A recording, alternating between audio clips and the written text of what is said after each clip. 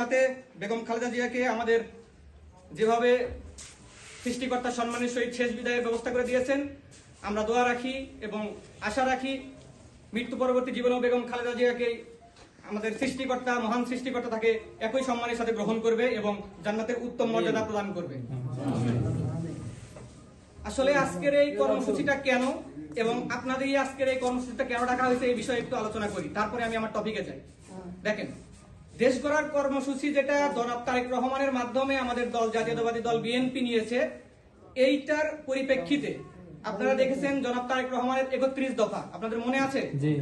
আমার বিশ্বাস আপনারা 31 দফা নিয়ে সারেগান্ধী উপজেলায় কাজও করেছেন।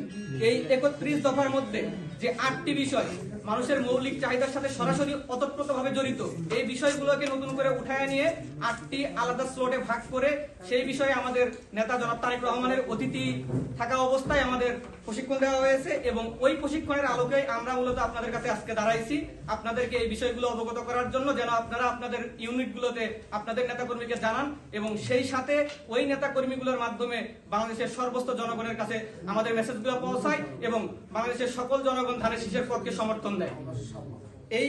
এই উদ্দেশ্যকে কেন্দ্র করে আজকে আপনাদের সামনে আমাদের দাঁড়ানো। আমি প্রথমে আলোচনা করব ফ্যামিলি কার্ড। ফ্যামিলি কার্ডটা কি আগে এই সম্পর্কে আমরা জানার চেষ্টা করি। ফ্যামিলি কার্ড মূলত নারী প্রধানের কাছে থাকবে, একটা পরিবারের যে নারী প্রধান তার কাছে থাকবে। এখন ফ্যামিলি কার্ডের সুযোগ সুবিধাগুলো কি? ফ্যামিলি কার্ডের সুযোগ সুবিধা থাকবে মূলত দুইটা। একটা, ভালো করে মনোযোগ দিয়ে শুনবেন, এই বিষয়টা কিন্তু মিস ইউজ হয় সব থেকে বেশি। ফ্যামিলি কার্ডে থাকবে হয় 2 থেকে 2,500 টাকা, নয়তোবা, উল্লেখ্য নয়তোবা, হয় 2 থেকে 2,500 টাকা, নয়তোবা 25 কেজি চাল, 5 কেজি আলু, 2 কেজি চাল এবং হচ্ছে ডাল। এই বিষয়গুলো কেন দেওয়া হবে? আপনারা যারা সামাজিক যোগাযোগ মাধ্যমে বিভিন্ন নিউজগুলো দেখেন, আপনারা দেখে থাকবেন আন্তর্জাতিক মহল থেকে একটা রিপোর্ট কিছুদিন আগে প্রকাশ হয়েছিল, যে রিপোর্টে বলা আছে বাংলাদেশের 4.5 কোটি মানুষ দরিদ্র সীমার নিচে। 4.5 কোটি মানুষ, ক্যান ইউ ইমাজিন? তাহলে 17 বছরে কি উন্নয়ন করছে?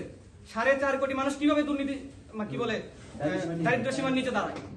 এই 4.5 কোটি মানুষের ভিতরে 2 কোটির অধিক মানুষ সরাসরি খাদ্য সহযোগিতায় ভোগে, তাদের খাদ্য সহযোগিতা প্রয়োজন।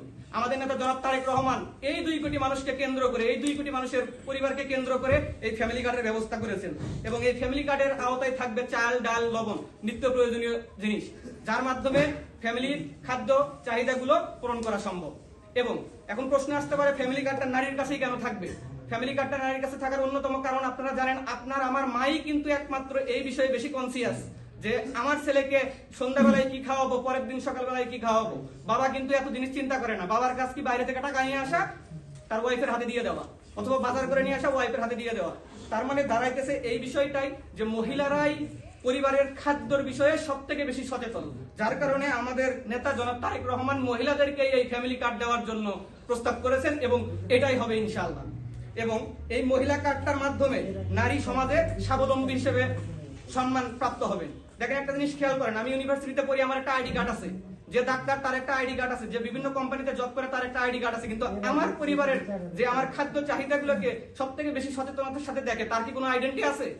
তার আইডেন্টি নিশ্চিত করার জন্যই জনাব তারেক রহমানের এই উদ্যোগ ফ্যামিলি কার্ড, যেন আমাদের দেশের প্রত্যেকটা সেক্টরের প্রত্যেকটা মানুষ সমাজের সম্মানের সাথে বসবাস করে, সমাজের সম্মানের সাথে তার চলাফেরা হয়।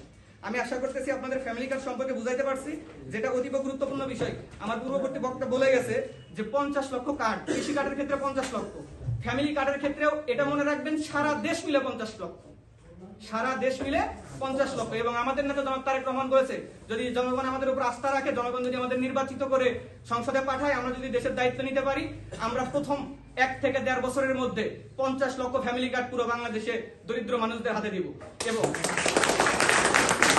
এবং এই 50 লাখের ভিতরে আমার সারাকান্দির মানুষ কতটুকু পাবে, এই বিষয়টা আপনাদের জানার বিষয়।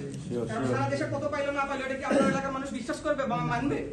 আমার সারিয়াকান্দিতে আসবে মূলত 17,000 কার্ড, 17,000 ফ্যামিলি কার্ড আমাদের সারিয়াকান্দিতে আসবে। মানে সারিয়াকান্দি সোনাতলা মিলে একটা আসন, প্রতিটা সংসদীয় আসনে 17,000 ফ্যামিলি কার্ড থাকবে। এই 17,000 ফ্যামিলি কার্ড সারিয়াকান্দি এবং সোনাতলার মধ্যে ডিস্ট্রিবিউট হবে। এখন আমার এখানে যদি আমি চিন্তা করি, তাহলে 8,500 কার্ড আমাদের সারিয়াকান্দিতে আসে। আমাদের ইউনিয়ন সম্ভবত 11টা, যদি আমি ভুল না করি 12টা। এই 12টা ইউনিয়নের ভিতরে যদি আমাদের এই কার্ডগুলো বিভক্ত করে দেওয়া হয়, ধরা যায় যে 900 থেকে 1,000 কার্ড আমার প্রত্যেকটা ইউনিয়নে থাকবে। তো 900 থেকে 1,000 কার্ড যদি আমার প্রত্যেকটা ইউনিয়নে থাকে, সেই সাথে কৃষি কার্ড 9 থেকে 1000, তার মানে কি টোটাল দাঁড়ায় গেছে 2000। তার মানে 2000 পরিবারকে কি আমি সুযোগ সুবিধা দিতে পারবো না? এই 2000 পরিবারকে যদি আমি সুযোগ সুবিধা দিতে পারি, প্রত্যেকটা পরিবারে যদি 4 জন মানুষ থাকে, তার মানে আমি কত মানুষকে সুযোগ সুবিধা দিলাম?